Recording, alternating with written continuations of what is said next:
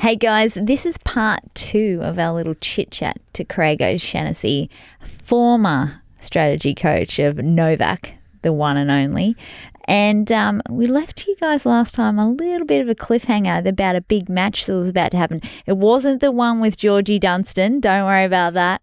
This is something that was apparently, according to Josh, a little bit more exciting. Hope you enjoy.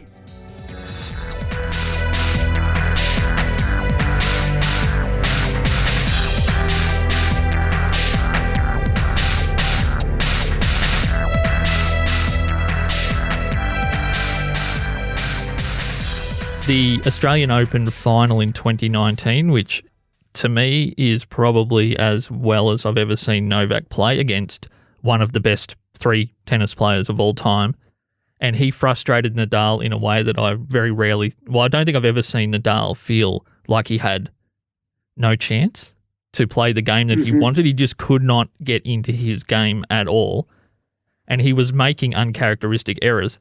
Because as perfect and as accurate as Novak is, part of Nadal's thing is determination and always fighting to get every ball back. What happened in that game? Obviously, Novak went to, you see all the memes on the internet from Dragon Ball Z of him going Super Saiyan with gold flames coming out of his head and all that crazy stuff. But what was it about that game that, because I mean, Nadal's obviously got as strong a record against Novak as probably anyone does across a wide gamut of games. What was it in that particular match that just separated those two? The match was over before it started. That's essentially where we start. We don't start at the end of the match. We start before they walk on the court. So these were the elements that happened that had a big bearing on that. That was a tournament where Rafa, I think he played 3 Australians in a row early on, and I think maybe Duckworth, maybe Millman. I think de Minaur in the 3rd round, and de Minaur was gassed. I think de Minaur had won Sydney. So, and Carlos Moya had come out in the press and they talked to him. It's like, yeah, Rafa's playing a lot more shorter points, playing more than 0. You know, they're kind of copying they're copying Craig. You know, they're not saying we have learnt this from him, but you know, everyone studies everybody else. But that was the conversation with Rafa. Oh, we've got Rafa 2.0. We've got, not only is he good in long rallies, but now he's killing people in short rallies. And then I think in the 4th round, he had Francis Tiafoe. And Rafa's building this momentum, and he's becoming the favourite in the press, and he's getting all the attention. And we're building him up in the press like he's Godzilla. Like it's just, he is going to win this tournament, and he is playing as good as we've ever seen him play. I went in and looked at all the points that he lost against Tiafoe, that Nadal lost. So he won in straight sets against Tiafoe, but I go and look at all the points. The points Nadal was losing, he's not Superman. They were average, ordinary points.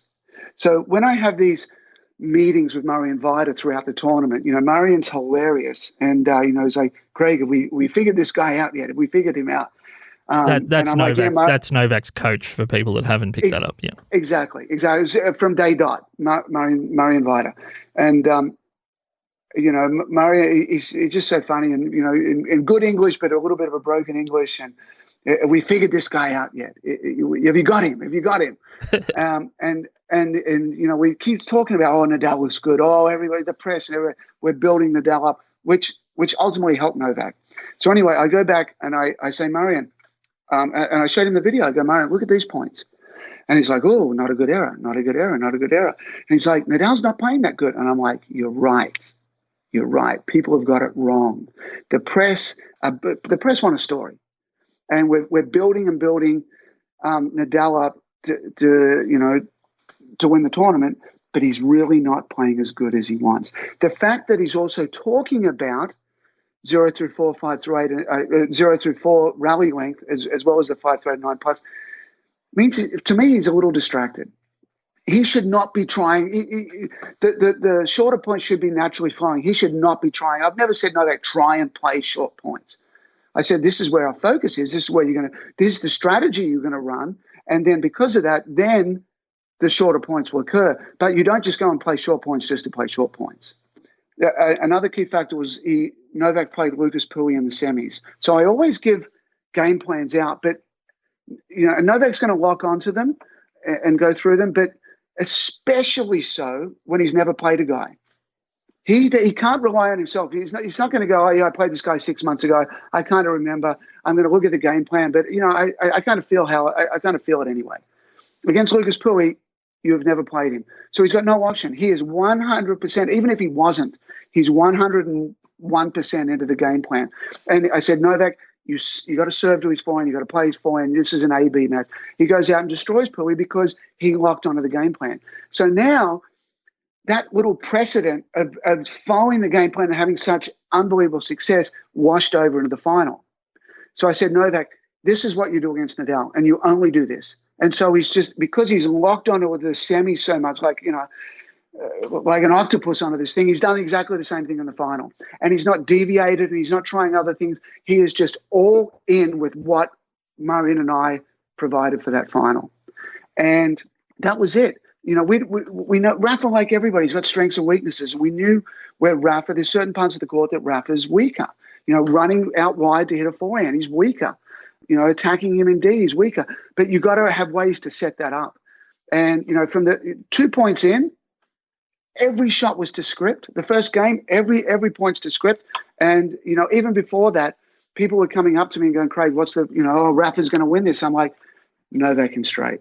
And everybody, and no one was calling that. Novak wouldn't have been straight. a popular opinion, considering I saw Nadal play against Millman and he crushed him. I actually saw that in person. He looked incredible, but he wasn't playing people at Novak's level, obviously. It's a great matchup for him as well. It's a great matchup. So, yeah, it's just it's inflated. It's an Australian. It's hype. 3 Australians are all hype. But essentially, I would say if I look back in those 3 years and say, what were the 3 best times I made a good game plan and delivered it and burned it into Novak's brain, that was certainly one of the best 3. And that match was over before it started. And it probably didn't help that I think he only made 5 unforced errors in the first 2 sets. That makes the game plan run well. It does, but there's also another layer to that, is that you don't make unforced errors. Are you trying to do something you really shouldn't? And it's really a testament to Novak. And this goes back to an earlier question that I don't think I even answered. It's like, what makes Novak so special? He's, I think I talked about the opponent there. His ability, I give Novak a game plan. That's what we're going to see. I mean, there's various degrees. There's the 98% locked on. There's the 99%. There's the 100. With other players, it's like they'll forget it after the first set. They'll completely forget it. Gone. History. They don't even know they're changing it. So Novak's ability to understand the opponent and to follow the game plan. And, it's why classes are 50 minutes long, because kids lose concentration.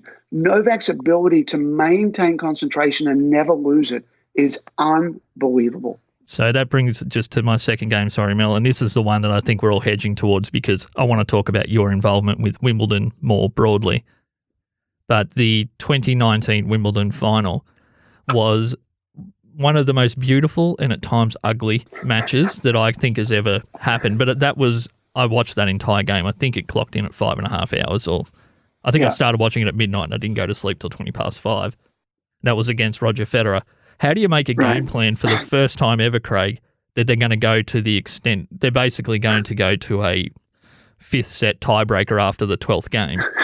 How do you make a game plan for something that's never happened in a tournament? And how did Novak, I mentioned earlier that sometimes as a fan it's frustrating because in those last few games of that match into the tiebreak at the end and the other tiebreaks, he has a way of going up a level out of nowhere and just being pretty much unbeatable for a period of games. It's frustrating that he doesn't do that more of the time. As a fan, sometimes you're like, well, you seem to not be going into God mode here. But how do you make a plan for something that's never happened before? Or did he just have to back himself through those last period of that match? Well, the first thing is, you gave a very, typical label or description that he elevates his game. So in the 3 tiebreakers, but it's more like a lockdown than an elevation. Exactly. It's like he's just gone brick wall. Right. Yeah. In the 3 tiebreakers, Novak ended up at the net more than Roger did, which is just when in the 3 in the first, third, and 5th set, Roger didn't do his game plan at all, and Novak locked on it and did it religiously. I've gone through those 3 tiebreakers and written stories about those 3 tiebreakers. And, what essentially happened there is Roger was really good from the back of the court. Novak spent the entire afternoon basically on defense and fighting and surviving and hanging in there. But when it mattered in those 3 tiebreakers, he hit every ball to the part of the court that he should. He locked down Roger's backhand. He didn't let him hit runaround forehands. And then he also attacked him out wide to the deuce court, which is the running forehand. I mean, the running forehand is the key. Backhands essentially don't yield enough errors for you to consistently attack at it. It's the running forehand out wide that does. So when push came to shove in that match, Novak defended for a lot of the time, but in general, it was really Novak just saying, "I'm going to make Roger hit backhands. I'm going to put the ball in the court, and that's how it's going to end up." So it was a little bit more along those lines than an elevation. Righto, there you go. So just with Wimbledon, you've said before that you used to wake up pretty much at midnight as a kid here in Albury, and yeah. Luckily enough, I guess Wimbledon was on the channels back then, and you used to watch it pretty much until you went to school. Can you tell us about maybe your path to how you got into Wimbledon as a sport? Because it seems very special to you. And then you had a big moment a couple of years ago at Wimbledon as a culmination of, I guess, your relationship with that tournament. Yeah, exactly. I played Aussie rules football. As a kid, that was my number one sport. I played at Albury Public School. Then I played at Albury High School. I played for the Albury Tigers. I greatly enjoyed it. I played half forward flank and a bit of rover and just kind of ran around and just had a blast. But I start playing tennis till I was almost 12, 13. And then around 16, my parents said, "Okay, Craig, you've got footy, you've got school, and you've got tennis. You got too much. One's got to go." I said, "Well, see you later, school."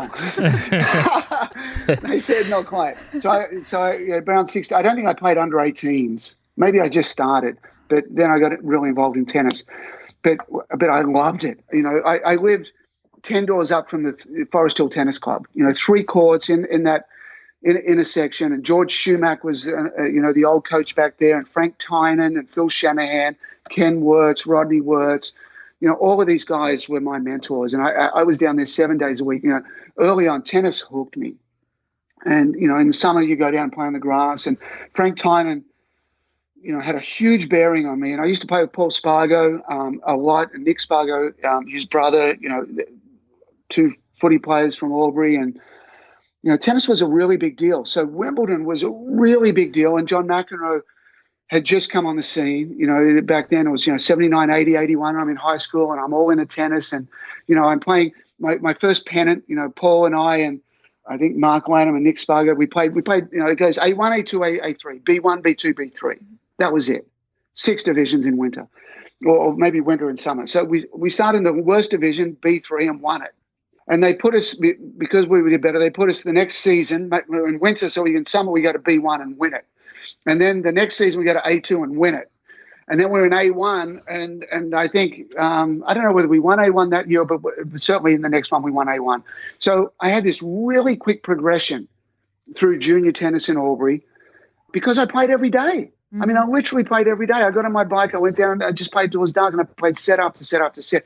And I was so hooked on it, and Wimbledon became this unbelievable, faraway Disneyland place that almost didn't exist. It wasn't even real. It was just fantasy land. It was so unique. And I just fell in love with it. So I would come home and go to bed early, and I'd watch it. And then you got Borg and McEnroe and Connors going at it. So, I mean, the best time.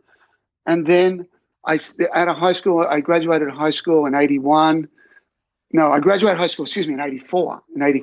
Then I worked for the Border Mail, and I go to Wimbledon in 85. I go with Frank and Maury Tyne, and we do a little tour around Scotland and England, and we see some early rounds. We come back. Frank and Maury and I, 3 boys from Albury. We are at the 1985 Wimbledon final to watch Boris Becker win. We're there. We're like 10 rows behind the royal box. And it's the greatest thing you've ever seen. How old was Becker in that final? He was quite young. I'm older than him. I think he was 18. He just turned 18. I was 19. Yeah. And I hated him for that. But anyway, so I was there for that magical experience. And then I've gone back over the years, and now the last 3 years I've been the strategy analyst for the Wimbledon channel. So I've got my touch board.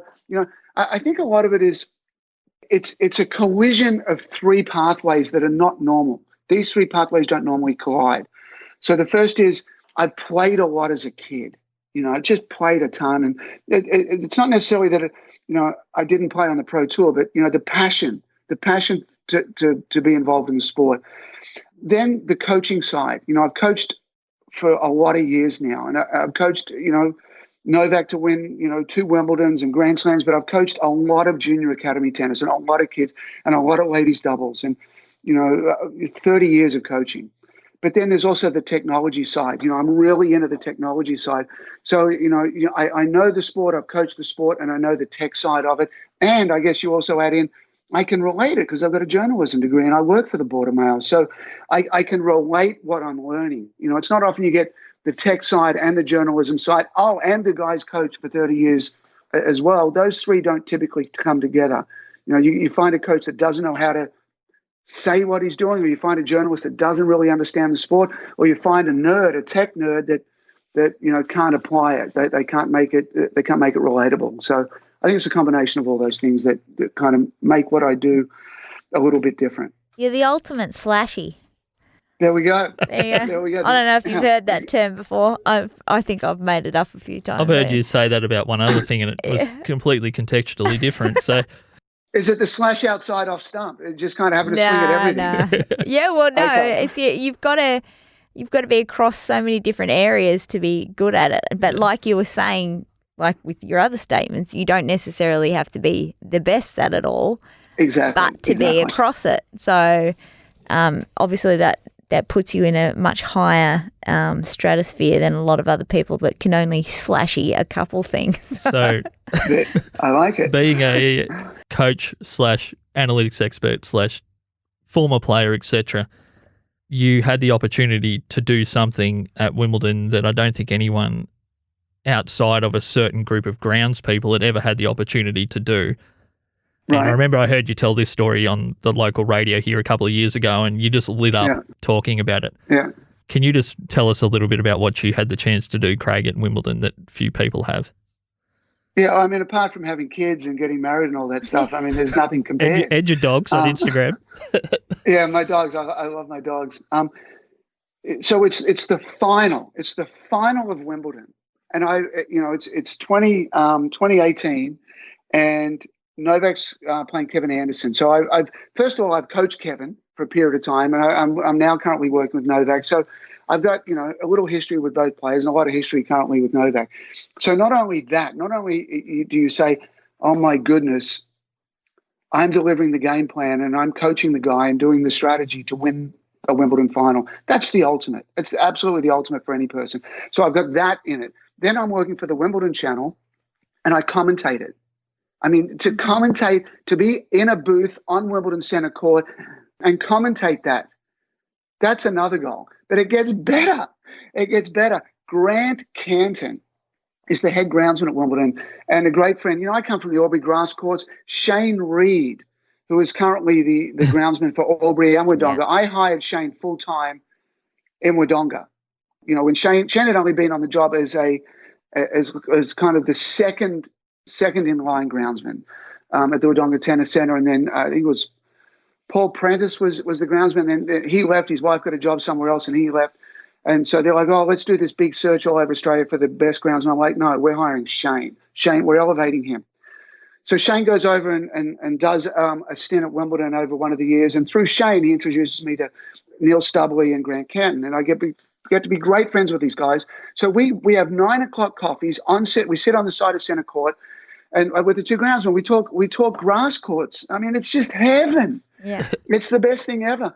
And then Grant and Neil, they invite me out on a centre court. I mean, I'm walking on centre court. They're like it's torn up here, and I get to walk on it and touch it and feel it. On a regular basis over the years, which is another level. I mean, it's the most prestigious piece of turf in the world.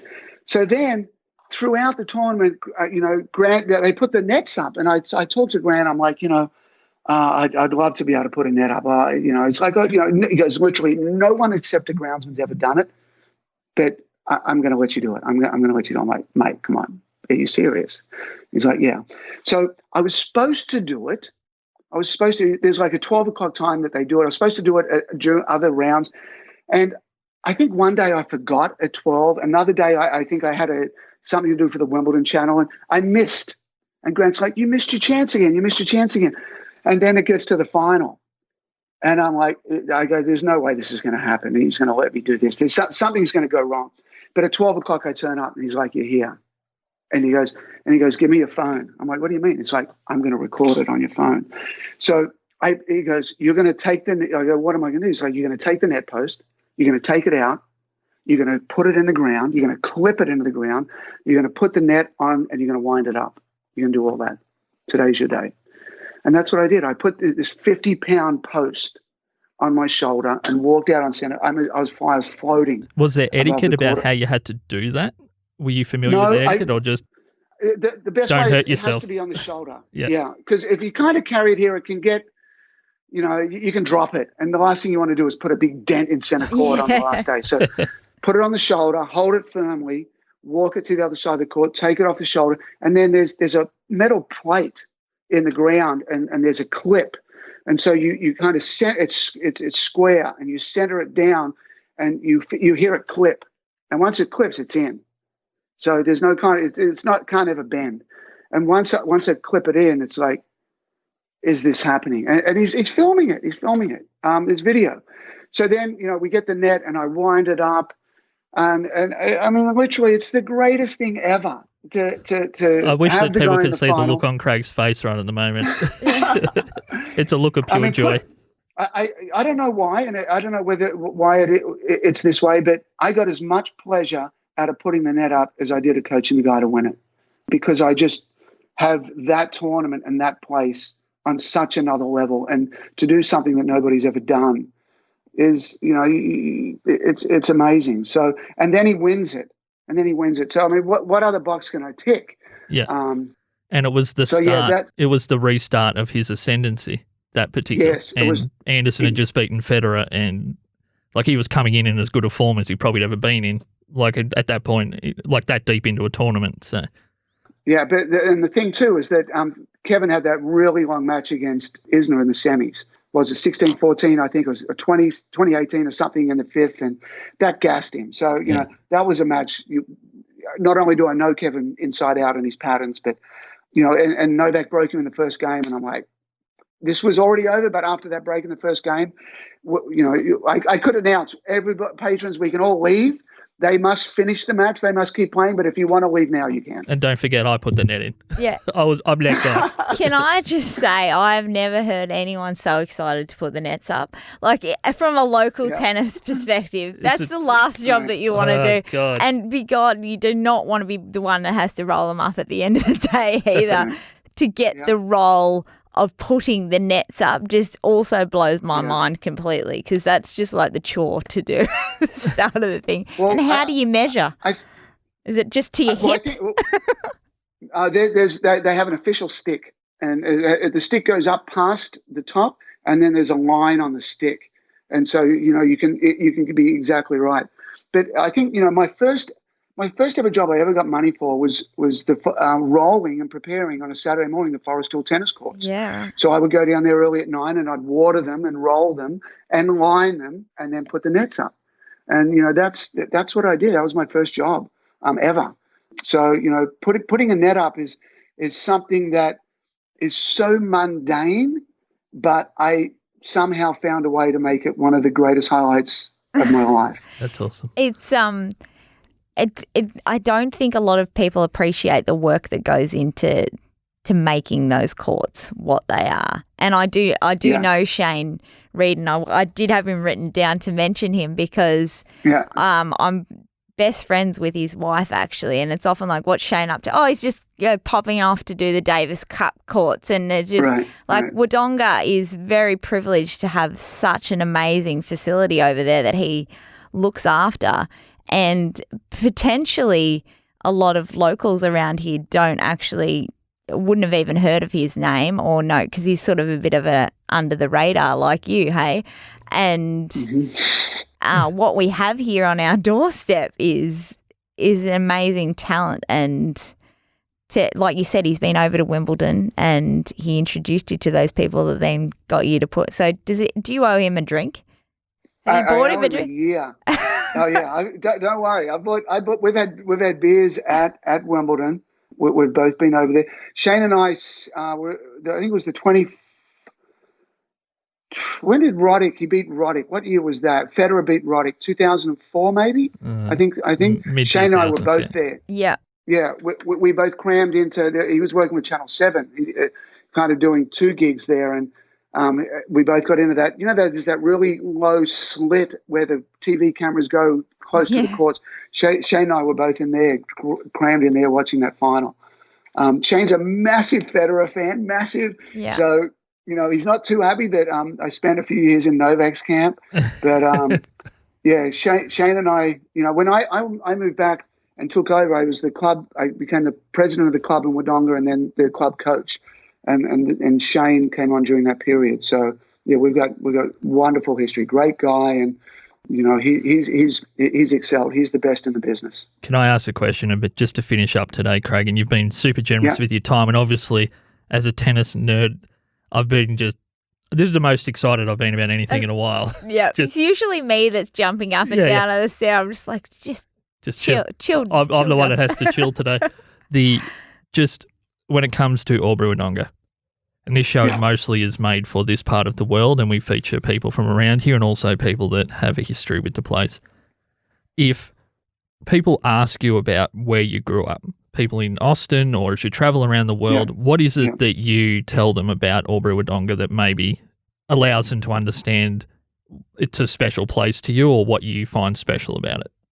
Yeah, I don't think there's a better place in the world to grow up. I really don't. I mean, I had such an amazing time, Albury Public School, then Albury High School. My dad ran Albury Motors early on. Then we had a house at Gingelic, so we'd pop up to Gingelic all the time. My sister married a farmer, and they were down at Finley, so I spent a lot of time as a young kid on the farm.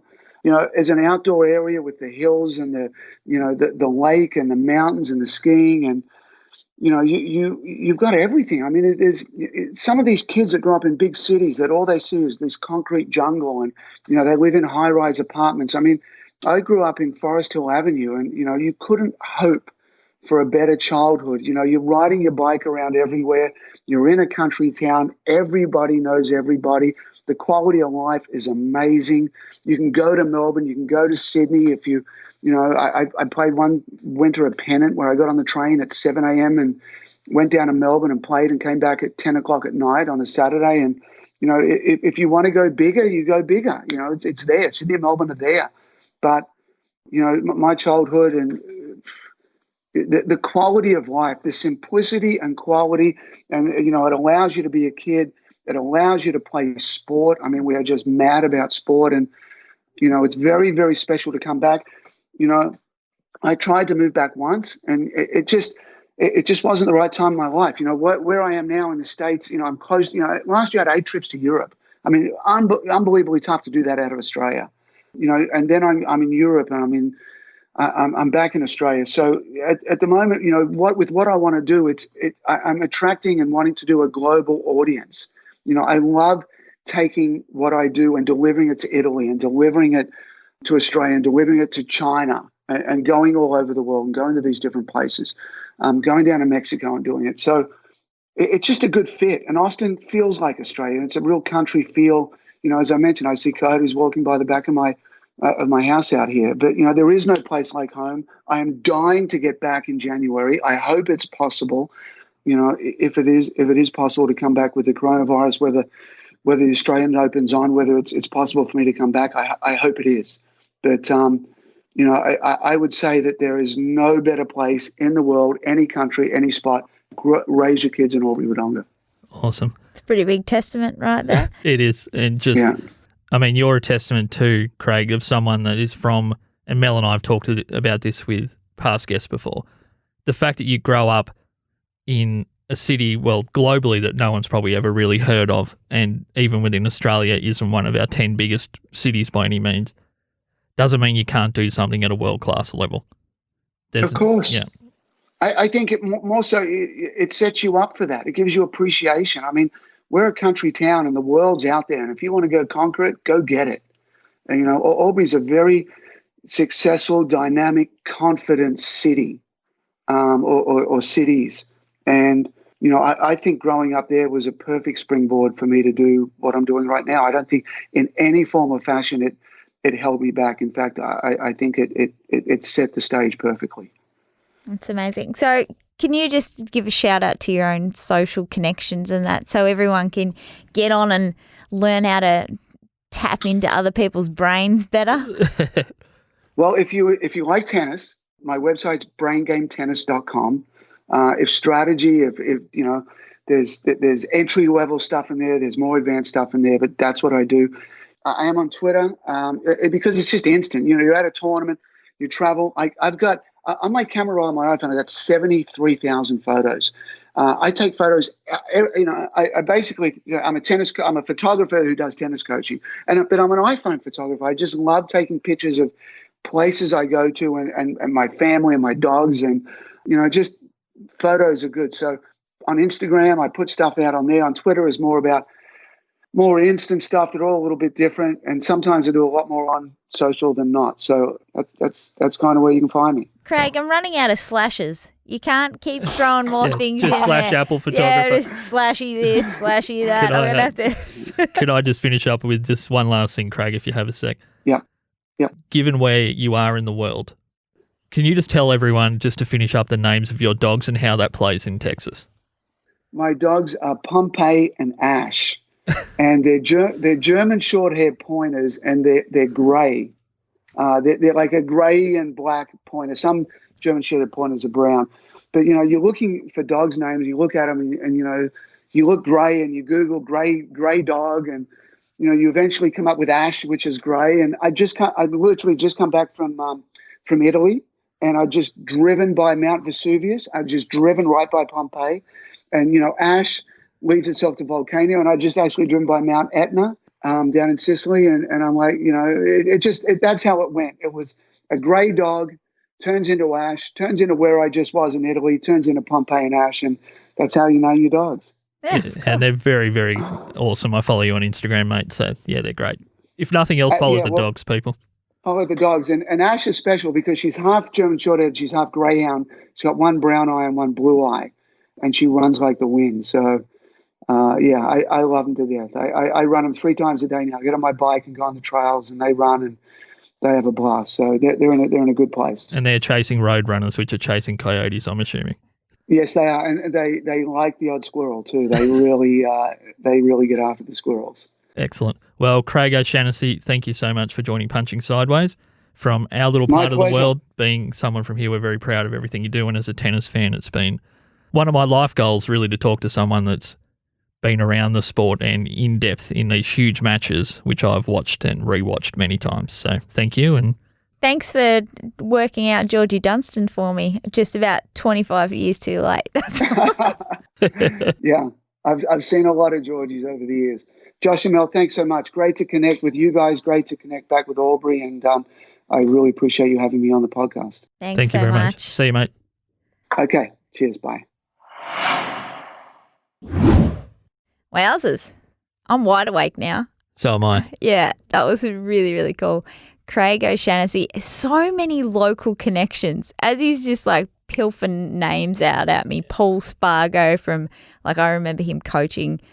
Is this like an Albury high year level that just went off to do impressive things in sport? I got that vibe. It was like a little bubble. Yeah. Of all these people that have had impacts in different sports at different levels. Yeah. Yeah. And did you get the feeling that these were people that were fresh in his mind? It's not like some people that move away from an area and they remember the well-known names, but he's remembering specific situations that each of them were in with him. Is kind of cool. Josh is an analyst. He's got all those details. I don't know where he stores slash it. analysis. He's a slash analysis / like all those details. Like when he's describing where he lives and talking, like you said, about the limestone and all that. There's so much level of detail around everything in his brain. He's amazing to talk to. I'm somewhat analytical about certain things, but I don't go straight to the bedrock when I'm talking about where I grew up. Maybe we should. That could be what happens. We should find out what the bedrock is where we are right now. If you're a geologist from this area and you're listening to this, from Wagga through to Wangaratta, this whole region, we'd love to talk to you about the bedrock. Yeah, I want to know the bedrock. I just think of Flintstones when you're saying bedrock. Did you ever notice that he only had about 3 or 4 motions for moving, and they would reuse them in every scene? That can ruin the Flintstones for you. Yeah, that's true. Well, don't. Oh, thanks very much. So we're talking about ancient times there, but Craig is very much in the present and the future. So he was in the future before the future even knew what was going to happen. It felt a bit like that. One thing that we didn't get to that maybe sometime in the future we could have him back on to talk about quickly would be the resistance in sports to a step change in analytics. It doesn't just happen in tennis. It happens in a lot of sports where there's initially that's not real, or that can't be as helpful as you're telling us it is. Do you know, I didn't want to interrupt him when he was talking about that, but even on a minor level with concussion testing and that I've had to do with football, it's almost like, that's too far ahead for us to be dealing with. And I was dealing with it like around the Tolanga League and that sort of thing. And there is a resistance to new things and change that hasn't been tested. So for someone to strive and sort of be able to stand firm and know that it's going to be a thing and either get on board or you're going to miss out is a pretty impressive person. So, and you're right, like what you're talking about, obviously exponentially more serious than something like an analytics on a tennis court with concussion protocol, but anyone that's on the bleeding edge when it comes to ideas does tend to get a lot of pushback, even at lower levels of sport. They're like, oh, well, we don't have the room, the resources, or the trust to bring that into our kind of club or our sport. And it's also people, dare I say, are afraid of hard work. It's almost like, oh, that seems like a lot of work to do that. No, well, yeah, there's sometimes work produces good things. The level of work you put in is often, I think I spit this repetitively, but like the harder you work, the luckier you get, and the more things that sort of come and land in your lap, I suppose. I guess the more ready you are for the luck you do get. Yeah, that's a good point. And it doesn't sound like Craig was afraid of the work, but just there was a few things getting to luck that he just had made these contacts which he fostered, and just on the call today, you felt like it was a very... it's very familiar. Yeah, but there wasn't a barrier between him and us. I didn't feel, even though there's a Skype machine. But a Skype machine. Do you know what I think about this whole thing that resonates with me is that it seems like it doesn't matter who you are, who's going to treat you the same. And it's something that I try to carry through with everyone. And the fact that I know I could sense that you're like, oh my God, like he's talking to Novak, like Novak. Oh my God, Novak, like a real person. But that's all he is. Like he's just a person. And the fact that he's not intimidated by that or anything, and the way that obviously he's fostered these relationships, it seems like he just carries that through to every sort of part that he is engrossed with. Just you're right. I was caught off guard a little bit how he spoke about the casual way that he treated those conversations when in my mind these people are gods, but they've also grown up in as extreme a sports a bubble as you can grow in. It's just an individual sport, and to be elite like a Novak, Nadal, Roger, that level, you have to do it from when you're a very, very young kid. Yeah. And Craig's just talking to these people about their games like they're the 14-year-old boy that wants to learn. Yeah. It takes a little bit of I think you've got to be somewhat likable. I don't think I'd be the type of person who could deliver that kind of news to people. He was a very likable guy. And it's just fascinating. And the more he talked, the more it tweaked my brain into just being more interested how that, obviously, that all came out in 91 is when they started doing statistics for tennis. And the fact that that's so far behind everything else. And then you think about football where there's such a high weight put behind strategy and analysing opponents and everything like that, and that tennis, obviously with him, is coming ahead in leaps and bounds, but it was so far behind as well. Yeah. It's very interesting. And he's obviously, just from tracking him online, there's the polite tennis set that are very much traditionalists in the fact that it's a sport for natural talent only, and they don't love the level that he breaks down the game. Yeah. And not every. The purist. The purist of it should be two natural super talents just hitting balls at each other, and analytics don't have a place in the sport. That's just silly. It is silly.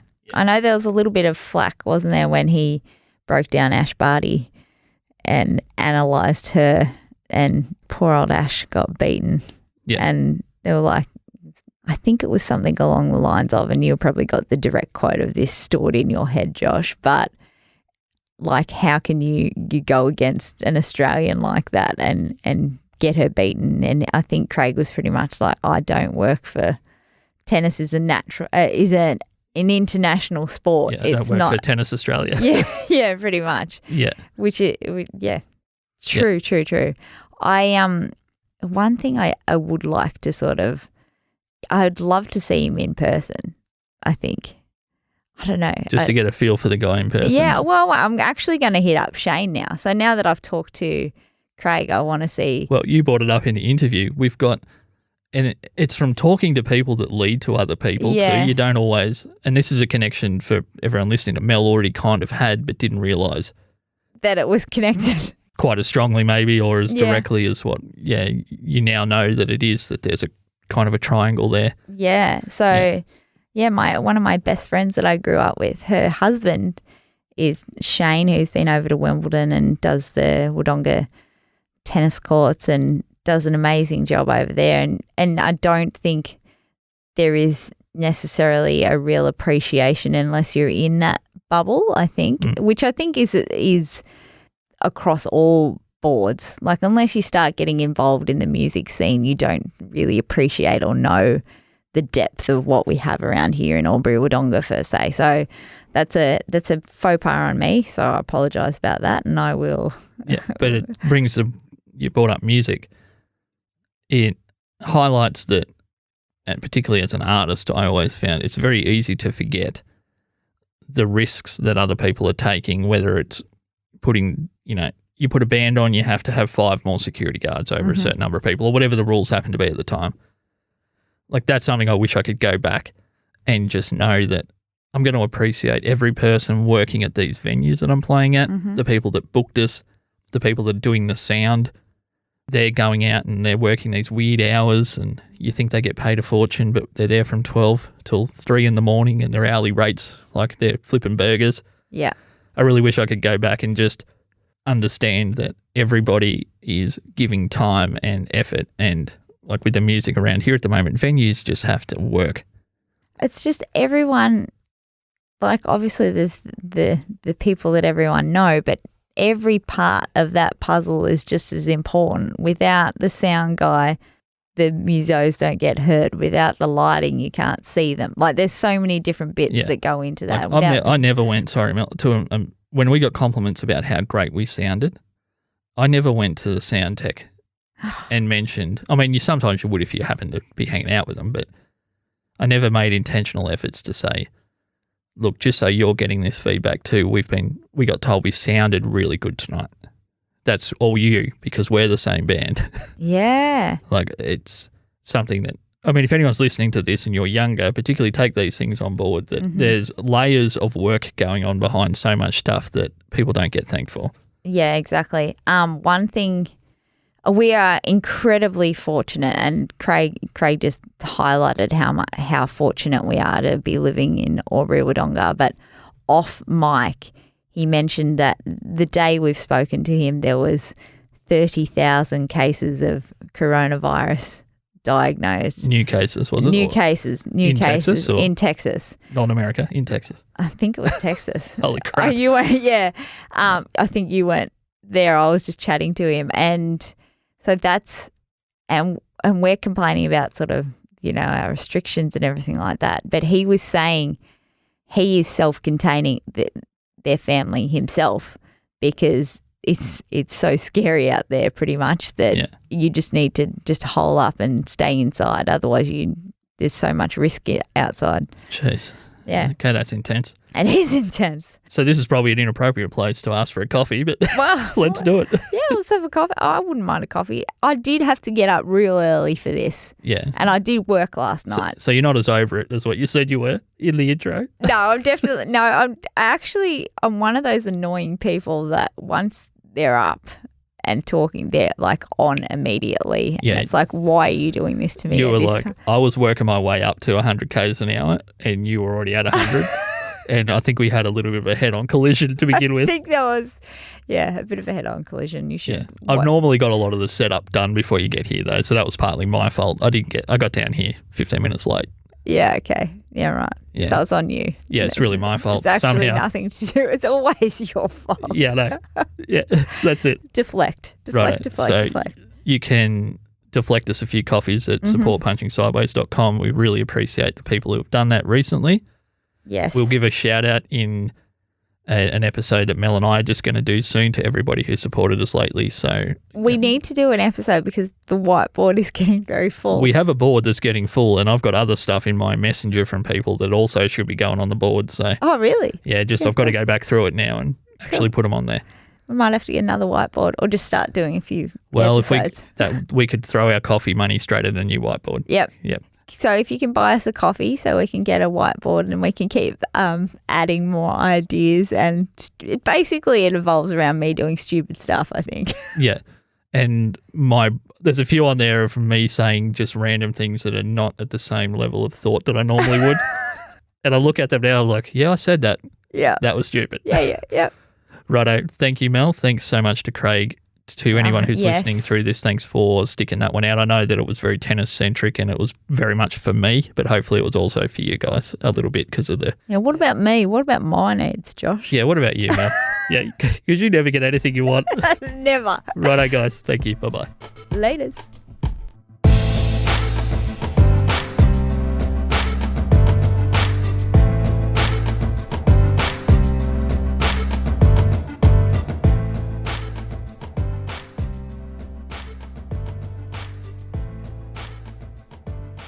This episode was edited by Dead Set Podcasting. If you want your podcast to sound this good, check out deadsetpodcasting.com/services. Get the sound you're chasing.